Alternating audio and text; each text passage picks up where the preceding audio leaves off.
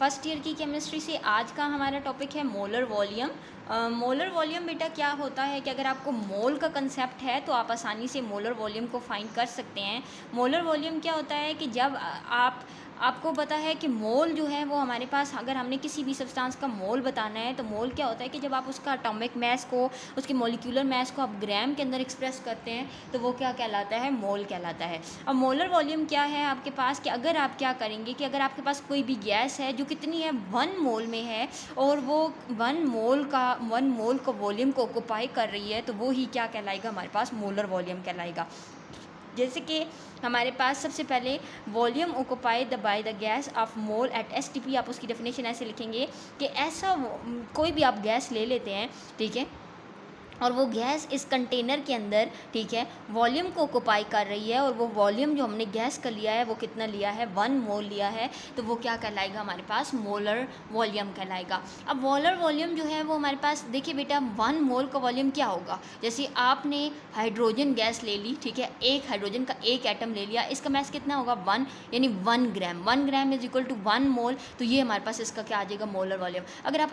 H2 लेते हैं, क्योंकि गैसेज डायटोमिक फॉर्म में प्रेजेंट होती है, H2 लिया तो उसका मास कितना आएगा 2 ग्राम, 2 ग्राम किसकी इक्वल होता है 1 मोल के, तो वो जो आपने 1 मोल का इसके अंदर गैस का लिया है वो आपके पास क्या होगा, हमारे पास मोलर वॉल्यूम होगा। अब मोलर वॉल्यूम को आगे हम देख लेते हैं कि बेटा जो मोलर वॉल्यूम होता है वो सिर्फ गैसेस के लिए एप्लीकेबल होता है, कि अगर आप लिक्विड के लिए इसको एप्लीकेबल नहीं कर सकते, आप सिर्फ गैसेस के लिए एप्लीकेबल, क्यों, क्योंकि जो गैसेस आप जो गैस यूज़ कर रहे हैं बच्चे, उसके लिए नेक्स्ट क्या है हमारे पास कि वो जो गैस आप यूज़ कर रहे हैं वो क्या है, आइडियल है। अब ये सोल्यूशन के लिए क्यों नहीं है, क्योंकि जो बच्चे सोल्यूशंस होते हैं वो हमारे पास आइडियल नहीं होते, उनकी कंपोजिशन हमारे पास डिफरेंट होती है, तो गैसेस के लिए ही मोलर वॉल्यूम जो है वो सिर्फ एप्लीकेबल है। नेक्स्ट अगर हम देखते हैं कि जो गैस है, आइडियल गैस है, अब हमने पढ़ा ना कि मोलर वॉल्यूम के अंदर जो गैस आप यूज़ करेंगे वो आइडियल गैस होगी। अब आइडियल गैस क्या है हमारे पास कि एक ऐसी गैस जो गैसेस के तमाम लॉज को ओबे करती है, ठीक है, गैसेस के तमाम लॉज कौन से हैं, जैसे कि आपने बॉयल्स लॉ पढ़ा है, चार्ल्स लॉ पढ़ा है, उसके बाद आगे आप डाल्टन लॉ पढ़ेंगे, तो जो वो गैस जो गैसेस के तमाम लॉज को ओबे करती है, फॉलो करती है, उसको हम क्या बोलते हैं, आइडियल गैस बोलते हैं। अब अगर हम बात कर लें तो हमारे पास जो गैस है उसकी जो मतलब अब अगर जो आपके पास ये MCQs में आता रहता है कि आपके पेपर के MCQs के लिए ये इंपॉर्टेंट है कि जो हमारे पास मोलर वॉल्यूम होता है उसकी वैल्यू जो है वो कितनी है, इसको मोलर वॉल्यूम को बेटा आप VM से भी रिप्रेजेंट कर सकते हैं, ठीक है, और VM इसकी वैल्यू कितनी होती है 22.41 डेसीमीटर क्यूब या फिर 22414 सेंटीमीटर। अगर आप छोटी यूनिट में लिखना चाहेंगे सेंटीमीटर में तो ये हमारे पास सेंटीमीटर, और अगर आप इसे उससे भी छोटा यूनिट में लिखना चाहते हैं तो 0.022414। अब बेटा 1 डेसीमीटर क्यूब को अगर हम वॉल्यूम के अकॉर्डिंग देखें तो उसमें कितना आता है, उसमें 1 लीटर आता है। पहली बात है आप इसको सोल्यूशन के लिए एप्लीकेबल जो है वो नहीं कर सकते, लेकिन अगर आपको एग्जांपल के तौर पे समझाना चाहूँ कि 1 डेसीमीटर क्यूब ये आपके पास कितना वॉल्यूम होगा, 1 डेसीमीटर क्यूब होता है 1 लीटर की इक्वल। तो आपको पता है कि जो 1 लीटर की बोतल है जो आप घरों में भी इस्तेमाल करते रहते हैं, 1 लीटर की जो बोतल होगी उसके अंदर 1 लीटर की बोतल, अब मोलर वॉल्यूम हमारे पास कितना होगा, यानी 1 मोल के अंदर आपके पास 22 बॉटल्स होंगी, यानी 22 वो बोतल होंगी जो हमारे पास 1 लीटर में होती हैं, ठीक है। अब अगर हम इसकी एग्जांपल को देखें बच्चे तो मैंने आपको ऊपर से समझा दिया है, 2 ग्राम ऑफ H है हमारे पास, 1 मोल ऑफ H2, आपको पता है कि 2 ग्राम हमारे पास 1 मोल के इक्वल होता है, और 1 मोल के अंदर 6.02 नंबर 10⁻23 नंबर ऑफ पार्टिकल होते हैं, और वही हमारे पास किसकी इक्वल है 22.414 डेसीमीटर क्यूब। इसी तरह बच्चे अगर हम किसी और गैस का जिक्र करें जैसे मीथेन का हम करते हैं तो 16 ग्राम है, 16 gram is equal to 1 mole, 1 mole equal to 6.02 multiply 10⁻नंबर ऑफ 23 पार्टिकल, और 22.414 डेसीमीटर क्यूब जो है वो इसमें इतना ही इसका मोलर वॉल्यूम होगा। नेक्स्ट अगर हम बच्चे देखें कि मोलर वॉल्यूम का जो फार्मूला है वो कितना है हमारे पास, क्या फार्मूला है, number of mole equal to volume of gas divided by molar volume. यहाँ पे इसके अंदर इस फार्मूला को यूज़ करेंगे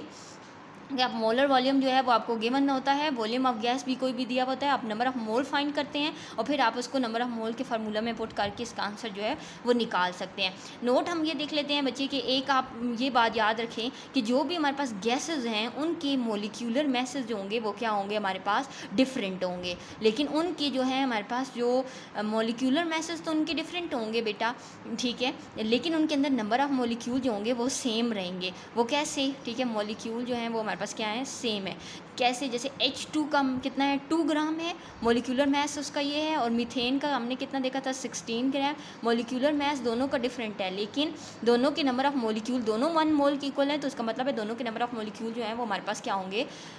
बचे मोलिक्यूल उनके सेम रहेंगे। अब यहाँ पे अगर हम देखते हैं कि जो दो गैस के एटम हैं, जैसे यहाँ पे एक गैस का है, यहाँ पे एक गैस का है, तो इनके दरमियान बच्चे ये एक गैस दूसरी गैस से 300 टाइम्स जो है वो उनके दरमियान डिस्टेंस जो होता है, वो डिस्टेंस जो होता है वो उसके दरमियान हमारे पास प्रेजेंट होता है। यानी एक गैस का जो डिस्टेंस है वो हमारे पास 300 टाइम्स ज़्यादा है दूसरी गैस। अगर हम यहाँ पे गैस का एक एटम रखेंगे और यहाँ पे दूसरा एटम रखते हैं, तो इन दोनों के दरमियान अगर हम 300 पार्टिकल्स को रख दें, तो इतना जो है वो इनके दरमियान जो गैप है वो बनता है, या इतना इनके दरमियान पार्टिकल्स जो हैं वो हमारे पास आते हैं। अब सबसे पहले अगर हम बात करते हैं, मैं आपको यहाँ पे एग्जाम्पल समझा देती हूँ कि हम मोलर वॉल्यूम को कैसे बेटा फाइंड कर सकते हैं। एग्जाम्पल में हमारे पास है कि एक गैस है जो आपको STP पे गिवन है। STP मैं आपको बता चुकी हूँ बच्चे, जो स्टैंडर्ड एटमॉस्फेरिक टेम्परेचर और प्रेशर होता है उस पे जो गैस होती है। स्टैंडर्ड का मतलब जो आपका एक स्टैंडर्डाइज, जैसे टेम्परेचर आपका स्टैंडर्ड जो है वो 0 डिग्री है, प्रेशर आपका 1 एटमॉस्फेयर है, ये आपके स्टैंडर्ड यूनिट्स हैं जो गिवन है। वैसे नॉर्मल टेम्परेचर 25 रहता है 30 तक, लेकिन स्टैंडर्ड जो होता है वो हमारे पास 0 होता है।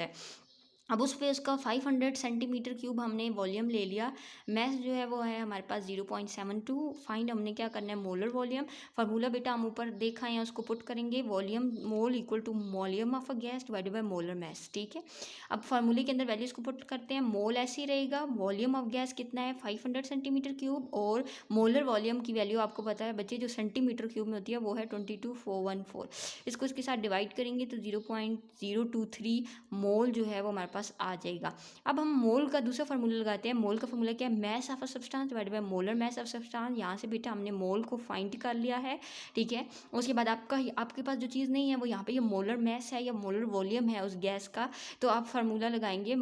जब आप मोलर मैस को निकालते हैं तो क्या होता है हमारे पास, मोलर मैस को निकालते वक्त मैस ऊपर रह जाएगा, नंबर ऑफ मोल जो है वो आपके नीचे आ जाएंगे। ठीक है, मैस को आप क्या करेंगे, 0.72 को 0.023 पे डिवाइड कर देंगे तो आपके पास 32 ग्राम जो है वो इसका आंसर आ जाएगा।